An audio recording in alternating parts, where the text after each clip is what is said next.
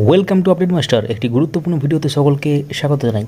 Primary panel প্রকাশ মামলা, প্রায় 60,000 শিক্ষক শিক্ষিকা যে প্যানেল প্রকাশ মামলা সেই সংক্রান্ত যে ব্যাপার ডিভিশনে এখনও পেন্ডিং আছে। তো ডিভিশন বেঞ্চে আজকে হিয়ারিং কিছু হয়নি, সেরকম আমরা আগে আপডেট দিয়েছি।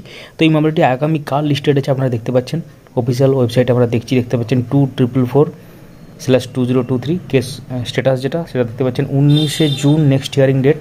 এবং honourable justice Harish Tandon, honourable justice Prosenjit বিশ্বাস মহাশয়দের ডিভিশন বেঞ্চে এটি আছে এবং সেক্ষেত্রে গুরুত্বপূর্ণ আপডেট উঠে আসবে, যেটা আমরা আপনাদের সাথে শেয়ার করব।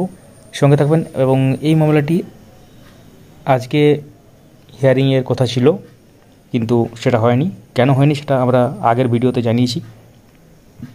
তো মূলত ডিপিএসসি ওয়াইজ বা জেলাভিত্তিক প্যানেল প্রকাশ করার দাবি নিয়ে এই মামলা হয়েছিল প্রাথমিকভাবে, এবং তারপর সেটা সিঙ্গেল বেঞ্চে রায় হয় যে জেলাভিত্তিক প্যানেল প্রকাশ করতে হবে। তারপর ডিভিশন বেঞ্চে পর্ষদ চ্যালেঞ্জ করে যায় সেটা কি ডিভিশন বেঞ্চে।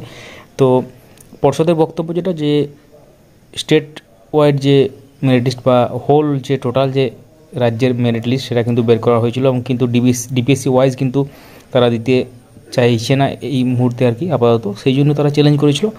তো এটা গুরুত্বপূর্ণ মামলা একটা, যদিও অনেকগুলো মামলার মধ্যে, যেমন 2014 ওএমআর মামলা, তারপরে 2012 ওএমআর মামলা হয়েছে যেটা রিসেন্ট আপডেট, এবং তার সাথে আরও অনেক দিন মামলা হয়েই চলেছে।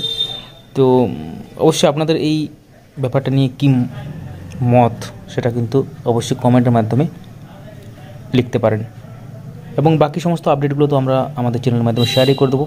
অবশ্যই সঙ্গে থাকবেন, চ্যানেলটিকে সাবস্ক্রাইব করে এবং পাশে থাকা বেল আইকন প্রেস করে অল করে দেবেন।